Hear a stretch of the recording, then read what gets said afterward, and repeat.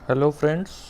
आज हम बात कर रहे हैं लाप्लास ट्रांसफॉर्मेशन की, जो कि ग्रेजुएशन लेवल पे एप्लीकेशन ऑफ मैथमेटिक्स में एक बहुत ही इम्पॉर्टेंट टॉपिक है। और ख़ास तौर पे जो प्रोफेशनल कोर्सेज़ हैं जैसे बीटेक या कंप्यूटर साइंस से रिलेटेड कोर्स, तो वहाँ पे ये एक अच्छी खासी इम्पोर्टेंस रखता है। और इस कोर्स की जो प्री रिक्विसाइट्स है वो है डेफिनेट इंटीग्रल, यानी जो आपने ट्वेल्थ में इंटीग्रल पढ़ा और उसमें से भी जो ख़ास तौर पे डेफिनेट इंटीग्रल है उस पे कमांड किसी स्टूडेंट की, बच्चे की होनी चाहिए, तब वो पढ़ता है, तब वो लाप्लास ट्रांसफॉर्मेशन के साथ आगे बढ़ पाएगा। लाप्लास ट्रांसफॉर्मेशन आगे तो बहुत सारी डिटेल्स आएंगी, discontinuous function, function of class ए या जो भी, लेकिन अगर हम बेसिक बात करें और जैसे कि हम कह रहे हैं कि एक अलाइड साइंस के तौर पे पढ़ाया जाता है, तो सबसे पहली जो डेफिनेशन है वो है कि अगर एफ टी एक फंक्शन है, let F T be a function for all positive, then for all positive values of T F S, ये कैपिटल और स्मॉल का अंतर हमने सिर्फ किया है यहाँ पे, capital F S is equal to 0 to infinity e raised to the power minus S T F T D T. तो ये यानी हमने क्या किया कि एफ टी के साथ एक फंक्शन इंट्रोड्यूस किया e to the power minus S t, और अब टी के रेस्पेक्ट में ये इंटीग्रल है, तो आप देख सकते हैं कि ये टी के रेस्पेक्ट में इंटीग्रल होगा, टी पे लिमिट रखी जाएंगी, तो ये एक फंक्शन एस का ही बचेगा जो हमने इधर लिख दिया एफ एस। अगर हम डिटेल में जाएं तो kernel of integral, integral transformation, बहुत सारी चीज़ें हैं, लेकिन आज हम अपने आप को सिर्फ लाप्लास ट्रांसफॉर्मेशन पे फोकस कर रहे हैं। तो लाप्लास ट्रांसफॉर्मेशन पे फोकस करने का जो आउटपुट है वो ये है कि one must have this formula in his mind at every time कि Laplace of f t is equal to 0 to infinity e raise to the power minus S T F T D t, और ये function of S आएगा, तो इसे हमने कह दिया capital F S. अगर टी वो वेरिएबल है जिसे हम लाप्लास ट्रांसफॉर्मेशन के थ्रू ट्रांसफॉर्म करना चाह रहे हैं, तो एस वो पैरामीटर है जिसमें हम इसको ट्रांसफॉर्म कर रहे हैं। अब अगर हम बात करें बीटेक या बीएससी सीएस या बीसीए की, तो जहाँ पे कि ये सिलेबस में होता है, तो ये एक कुछ फॉर्मूले हैं, और ये फॉर्मूले एज इट इज़ एग्ज़ाम्स में पूछे भी जाते हैं। जैसे कि पहला ही फॉर्मूला है कि लाप्लास ऑफ वन, यानी अगर एक कांस्टेंट फंक्शन है तो उसका लाप्लास ट्रांसफॉर्मेशन क्या होगा। तो Laplace of one is equal to 0 to infinity f t, यानी 1 into e to the power minus S t D T. तो यानी आपको केवल ई की पावर माइनस एस टी का इंटीग्रल करना है, तो वो हो गया e to the power minus S T upon minus S 0 to infinity। अब इसमें लिमिट्स रखनी है, तो हमने इस e to the power minus S t को इधर 1 upon e to the power s t लिखा, 1 अपॉन एस को बाहर ले गए, e to the power infinity denominator में आया, तो उसे हम लिख सकते हैं 1 अपॉन इन्फिनिटी, और ई की पावर 0 यानी 1। तो कुल मिला के एक सिंप्लीफाइड वे में ये कैलकुलेशन करके आंसर आ गया 1 अपॉन एस। तो ये बेसिकली इस तरह से है कि जैसे अगर आप कोई भी स्टूडेंट, मैंने अभी कहा कि इंटर की जो इंटीग्रल है वो प्री रिक्विसाइट्स है, तो अगर उसे मालूम है कि 1 का इंटीग्रल x प्लस सी जो एक यूजुअली याद रहता है बच्चों को, या x का डिफरेंशिएशन 1 या 1 का डिफरेंशिएशन 0, तो उसी तरह से Laplace of 1 is equal to 1 upon S.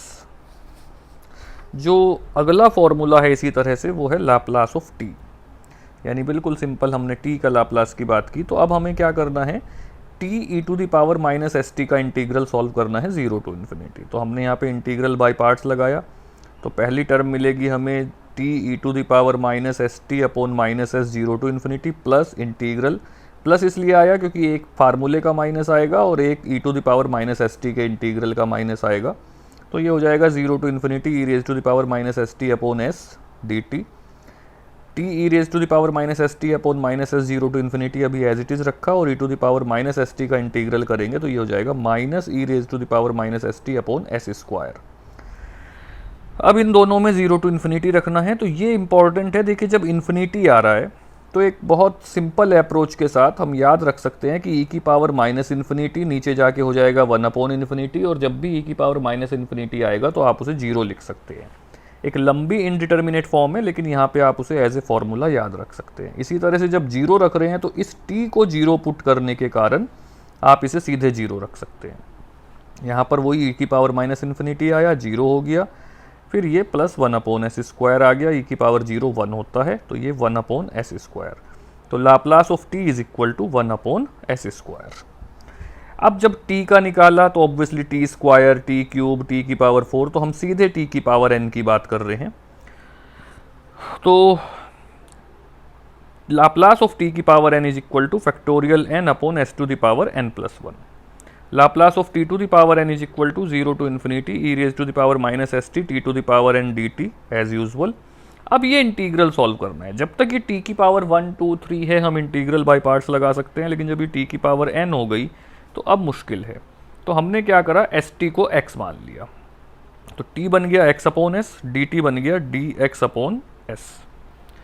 तो अब यहाँ इस फॉर्मूले में st को x पुट किया तो e⁻⁻x, x/s की पावर n dx/s। लिमिट्स 0 और इन्फिनिटी रहेंगी, क्योंकि जब आप t को 0 पुट करेंगे तो x 0, और जब t को इन्फिनिटी पुट करेंगे तो s इन्फिनिटी। अब ये चूंकि इंटीग्रल x के रेस्पेक्ट में है तो जो s है हम उसे बाहर ले आए, और ये बन गया 0 to infinity e⁻⁻x x to the power n। और ये बीटा गामा फंक्शन में एक फॉर्मूला होता है सीधे, जिसे हम कह सकते हैं कि this integral is equal to gamma n+1। तो Laplace of t to the power n is equal to gamma n+1/s+1, s to the power n+1। फिर इसी तरह से हमारा अगला फंक्शन है e⁻at। तो e⁻at को जो हम जब लाप्लास ट्रांसफॉर्मेशन निकालना चाहते हैं तो सीधे सीधे हो जाएगा कि भाई 0 to infinity e⁻⁻st into e⁻at। तो यानी हमें अब अल्टीमेटली ये इंटीग्रल सॉल्व करना है, और जब ये इंटीग्रल सॉल्व करना है तो थोड़ा सा हम इसे अपने हिसाब से लिखेंगे जिससे कि इंटीग्रल आसान बना रहे। तो हमने इन दोनों को एक साथ लिख दिया, यानी e⁻⁻st प्लस at, और अब हमने t कॉमन ले लिया, e⁻⁻s प्लस 8 बाहर t, और माइनस कॉमन ले लिया तो e⁻⁻s-at dt। ये माइनस कॉमन लेने का रीज़न आपको अब समझ में आ रहा होगा, पिछले 2-3 एग्जाम्पल में हमने किया कि अल्टीमेटली हम e⁻⁻st की फॉर्म बनाना चाह रहे हैं। अब ये इंटीग्रल करा तो e⁻⁻s-at/s-a 0 to infinity, ये नीचे वाला s-a बाहर ले लिया तो -1/s-a इसको डिनोमिनेटर में ले आए, जिससे कि अब e की पावर इन्फिनिटी यानी 1/∞ यानी 0, और 0 रखेंगे तो 1/1 यानी 1। इस माइनस साइन को प्लस कर देंगे तो e⁻s-a। जो अगला फंक्शन है हमारा वो है e की पावर -at। तो e की पावर -at को हम आप ये भी कह सकते हैं कि अगर हम यहाँ s-a में a की जगह -a पुट कर दें तो क्या s+a आ जाएगा? बिल्कुल आ जाएगा। और अगर हम इसी तरह से करें तो भी e की पावर -at के लिए e की पावर -st e⁻⁻at dt एक पावर में लाए, माइनस कॉमन लेके ऐसे लिख दिया, तो ये बन गया 0 to infinity e⁻⁻s+at dt। Integral करा e⁻⁻s+at/-s+a 0 to infinity, -1/s+a बाहर लिखा, लिमिट्स रखी, तो फिर से ये 1/s+a हो गया। और वैसे इसे आप ऊपर वाले जो फॉर्मूला है उससे भी कंपेयर करके निकाल सकते हैं। फिर अगला फॉर्मूला है हमारा sin at। तो sin at के लिए हमने क्या करा, एक 12th का फार्मूला होता है जिसमें हम sin at को लिख सकते हैं e⁻iat -e⁻iat/2i।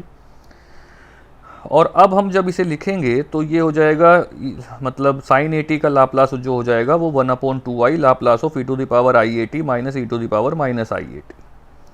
तो इसको अलग अलग करके लिख लिया, लीनियर प्रॉपर्टी होती है ये, आगे हम डिस्कस करेंगे भी। और फिर अब ये e की पावर iat का फार्मूला अभी हमने प्रूव किया है, तो 1/s - a -1/s+ia। एलसीएम लेके सिंप्लीफाई किया तो ये बन गया a/s² + a²। As a formula आप याद रख सकते हैं कि Laplace of sin at is equal to a/s² + a²। इसी तरह से cos at का लाप्लास निकालना होगा, तो लाप्लास ऑफ cos at के लिए cos at को हमने पुट कर दिया e⁻iat + e⁻−iat/2, अलग अलग लिखा, तो e⁻iat का लाप्लास 1/s - a, e⁻−iat का लाप्लास 1/s+ia। एलसीएम लिया और सिंप्लीफाई करके इस बार ये आ गया s/s² + a²। याद रख सकते हैं आप कि जब sin at का लाप्लास निकालते हैं तो a/s² + a², और जब cos at का लाप्लास निकालते हैं तो s/s² + a²। इसी तरह से अगर हम साइन हाइपरबोलिक एटी और कोस हाइपरबोलिक एटी की बात करें तो वहाँ पर भी हम साइन हाइपरबोलिक एटी को लिख लेते हैं 1/2 ई की power a t minus e to the power minus a t, और फिर वही लीनियर प्रॉपर्टी लगा के e to the power a t को अलग और e to the power minus a t को अलग। E to the power a t का लाप्लास हुआ 1/s माइनस ए और e to the power minus a t का लाप्लास हुआ 1/s प्लस ए। एलसीएम लिया s square minus a square और ये a/s² minus a square. Cos hyperbolic eighty के लिए भी फिर वही बात, कोस हाइपरबोलिक एटी को लिख लिया e to the power a t plus e to the power minus a t upon t, linear property लगाई, अलग अलग लिखा, 1/2s minus a 1/2s plus a, LCM लिया और सिंप्लीफाई कर दिया। तो इसके आगे फिर शुरू हो जाते हैं एग्जाम्पल्स। आई होप सो कि 10 मिनट का ये वीडियो अब बन चुका है, तो अगर इसको पहले हम यहाँ तक करें तो फिर हम अपने अगले वीडियो में एग्जाम्पल्स डिस्कस करेंगे। And till then thank you very much.